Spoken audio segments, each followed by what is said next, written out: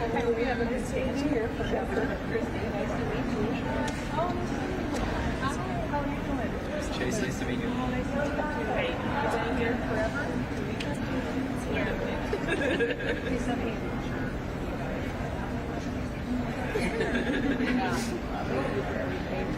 Yeah. Hi. Good afternoon, everyone. I am Kristi Noem. I'm the Secretary of Homeland Security. Thank you so much for coming out today. We have some very exciting news to announce that today we have started a new no shoes policy with the Department, the Transportation Security Administration. TSA will no longer require travelers to remove their shoes when they go through our security checkpoints. This is something that I know for quite some time people have talked about and discussed, and we know that when President Trump was elected that he pledged to make life better for all Americans, and that includes those who are travelers going through our busy airports. We want to improve this travel experience, but while maintaining safety standards and making sure that we are keeping people safe as they go to take their vacations, travel for work, or spend time with their families. So we took a hard look at how TSA does its business, how it does its screening processes, and what we do to make people safe, but also provide some hospitality as well. Now, this is especially important to streamline the process and look at efficiencies that we can build in as we build up for some big events that are going to be coming here in the next 12 months here in the United States of America. As you all know, right now we have the club championships going on. A lot of travelers and visitors are coming into the country, but next year we will also have the Olympics that will be in the United States of America. The World Cup matches will be happening, as well as many America 250 events. All of those will bring us record travelers to the United States. Many, many people will be on airlines traveling in and out of our airports, and it's important that we find ways to keep people safe, but also streamline and make the process much more enjoyable for every single person. TSA first implemented the no shoes policy in 2006, almost 20 years ago. And in those 20 years, since that policy was put in place, our security technology has changed dramatically. It's evolved. TSA has changed. We have a multi-layered, whole-of-government approach now to security and to the environment that people anticipate and experience when they come into an airport that has been honed and it's been hardened.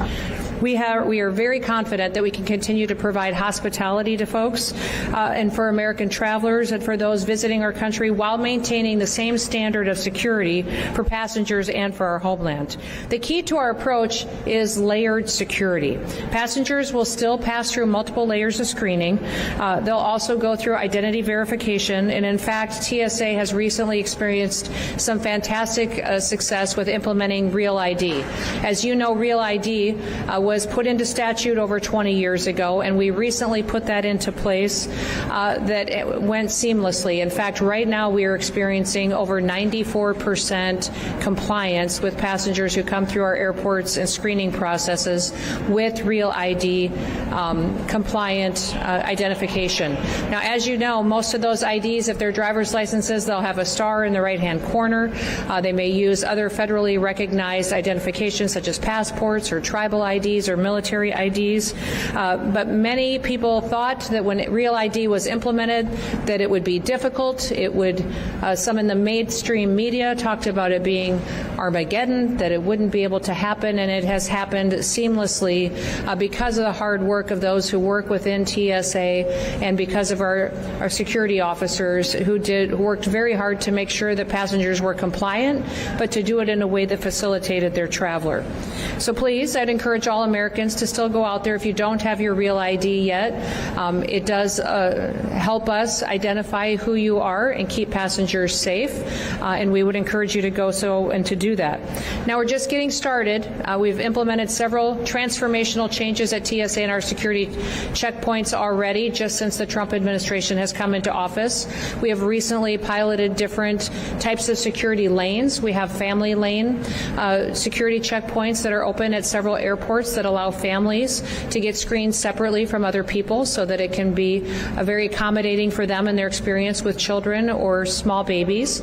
We also have implemented around some of our air bases and facilities the ability to have a military lane that expedites the process for those who currently served in our armed services, those who are stepping up to defend our freedoms, that they can have a security checkpoint specifically dedicated to them and in those areas where we see high traffic volumes of those who serve.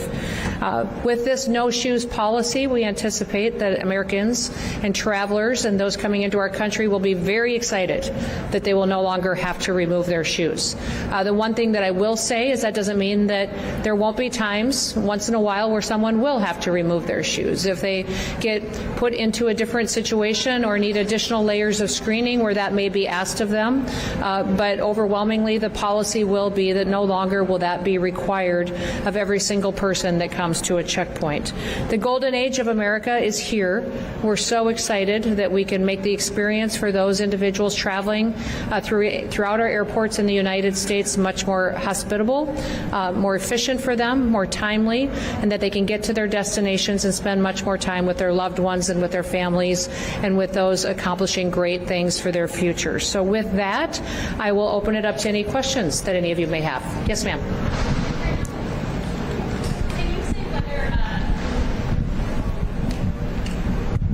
Thanks so much, Ellen from Bloomberg. Can you say whether travelers who don't have real IDs will have to take off their shoes?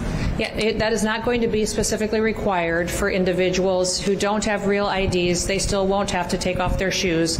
If they do get flagged for a different reason or need additional screening, that may be required of them, but they won't be specifically identified as someone who has to remove their shoes.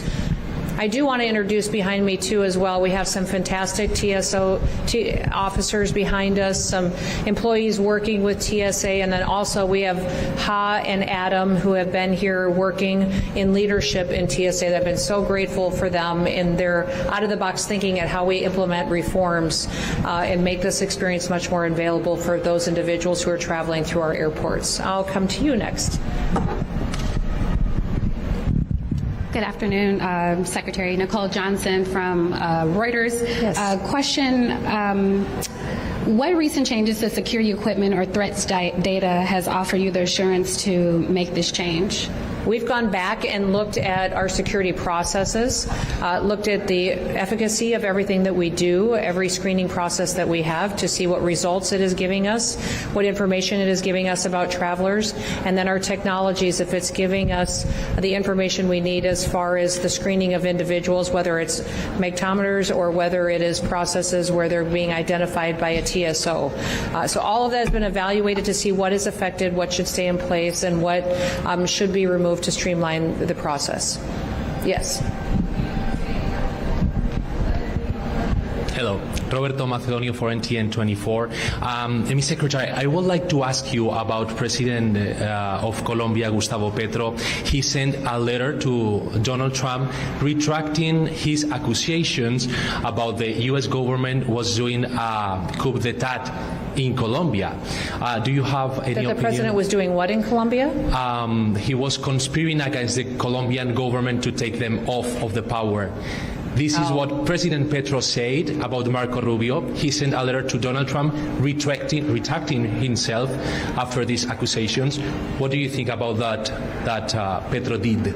Well, I won't speak to that today since we want to focus on the American security here at our airports today. But I know that President Trump is working very hard to build relationships with all countries in order to make sure that we are returning their citizens back home that may be in our country illegally committing crimes.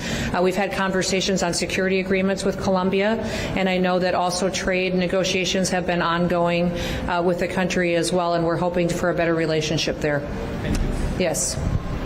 Hi, Madam Secretary. Luke Barr with ABC News. Can you talk a little bit about what the next steps are, what the timeline looks like, when this will be implemented, and then why now? What is the reasoning for this policy?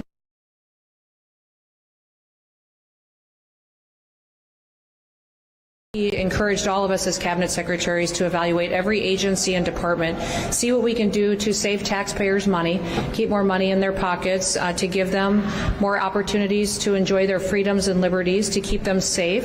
And certainly that is my job as Homeland Security Secretary, to evaluate everything that we do and make sure that we're protecting American citizens here in our homeland. So in working with TSA, we've gone back and evaluated all of our security screening processes and looked at how effective they've been, if they've yielded the results that we want, what kind of technologies can we implement that will keep people safer. I'm excited about the fact that we have the big, beautiful bill that has been signed and put into law. That'll give us resources that we can continue to invest in new technologies. That gave us the opportunity to focus on exit lanes. We can implement technologies there, new screening processes that will help us screen your bags faster, make sure that when we're going through checkout lanes and security lanes that we have the ability to scan individuals. Potentially, if people choose to opt in, use biometrics to identify people quicker so that they have the ability to go through much online fashion. So all of those resources will be plugged into making this a much more efficient, safe, and I would say advanced security system than we've ever had before.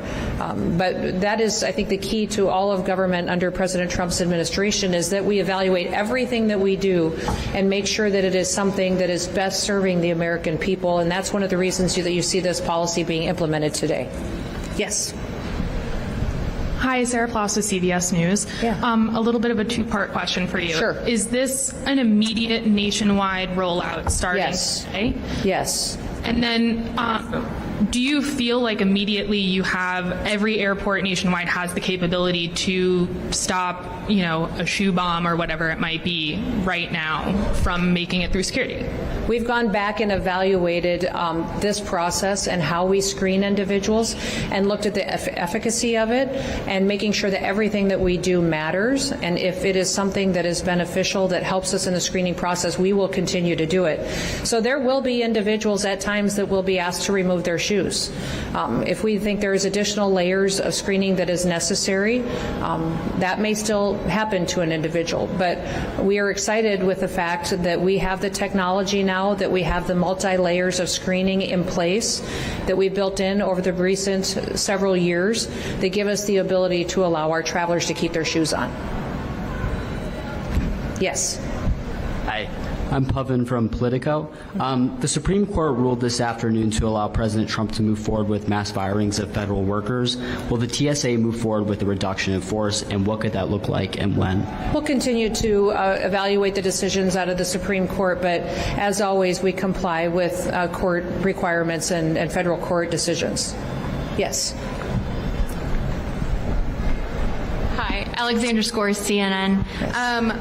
I'm wondering if this shoe removal policy was that some level of security theater? Why did we do it all these years? Everything that TSA does and requires of travelers has always been necessary, but they have advanced over the years. Since the no shoes policy went into place in 2006, we have made advancements in how we screen individuals. As you've gone and traveled through airports, I'm sure you've recognized it as well. We've added new scanners, new technologies, more TSO officers in some areas. If the Real ID compliance allows us another layer of security, knowing who's going through our checkpoints and who isn't, you'll still see dogs being used to be able to check different bags and individuals as they go through. So all of those processes give us the ability to allow travelers now to keep their shoes on. Yes, follow up. And so, knowing that, does this new implementation lessen the value of PreCheck? And will we see decreases in prices, maybe? I believe PreCheck will still be something that many travelers will want to utilize, because when they have TSA PreCheck, they won't have to take off their belt or their coat or remove things out of their bag such as laptops or compliant liquids. So TSA PreCheck still adds a value to those travelers. What we're implementing here today for every single traveler is just that they get the chance to keep their shoes on, which I think they'll be thrilled about. Yes. Hi, this is Marta Garde from FNU Services. Mr. President said today that you are not going to need so much border funding because no migrants came into the border last month. How much do you think that you can save, and how are you planning to spend those savings? Yes, we are continuing to look at the dollars that were appropriated to the Department of Homeland Security through the Big Beautiful Bill. And the border wall still needs to be finished as far as infrastructure. And also, when the last border wall was built during the first Trump administration, the structure was completed, but the technology around it was not fully implemented. So we still need to deploy a lot of the surveillance, the cameras, and the ability to have the kind of security system in place around the wall to make sure that we truly have a secure border far into the future. So we'll evaluate that, and absolutely the President is encouraging everyone to not just look at the dollars that were appropriated, but how can we save as much as possible that doesn't need to be spent and be accountable to the taxpayers. Other questions? Yes. Each airport has different equipment with varying capabilities. How will you be sure that every airport in the U.S. has the necessary technology it needs? We've evaluated the equipment that every airport has and are fully confident at the no shoes policy that we still have the security needs in place at every single checkpoint. I think you'll be excited to hear, though, that we have the ability now to implement even more technologies. And we will be piloting several different security checkpoints across the nation at different airports that will allow individuals to come in through a security checkpoint and maybe not even have to interact with officers at all, walk through machines, keep their bag with them, not remove laptops. All of those are technologies that we're exploring right now that we could put into place. And I think over the next 6 to 9 months, you will see across the country pilot lanes and security checkpoints that will give us even more advancements and make this security process much more streamlined for the traveler. Yes. With the new technology you're talking about, is there any plan to take a look at the liquid rules or any other rules like that? And I would say that every rule is being evaluated. All of you have traveled, and all of you know that sometimes the checkpoints can be cumbersome and unpredictable based on what the situation is there. And so with removing your technology, the liquids, your belts, your coats, your shoes, all of them are being evaluated and looked at, but it can only be accomplished if we have the adequate technology to make sure we're doing this safely and still keeping our systems hardened against those who would wish to perpetuate criminal activity against our airlines or those who would travel in our airways. So we'll continue to look at them, but no announcements made in those areas today. One more question. Yes, sir.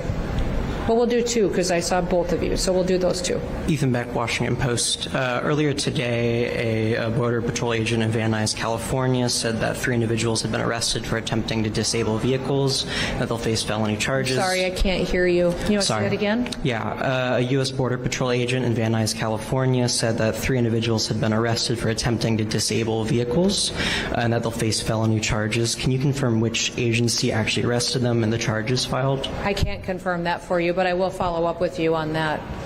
Yes. And I do want to remind everybody that when it comes to security, I'm very grateful for all of our law enforcement officers, for our security officers here that work with TSA as well, for what they're doing to protect the American homeland.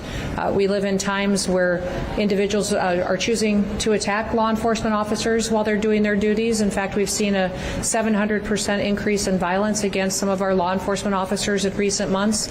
I'd encourage everybody in America to go out and to thank a law enforcement officer, someone who serves to keep our country safe. They do hard work. They spend hours a day. Many of the individuals behind me spend many hours dealing with tired individuals traveling who haven't been home for a while, living out of suitcases, and they're very patient and wonderful.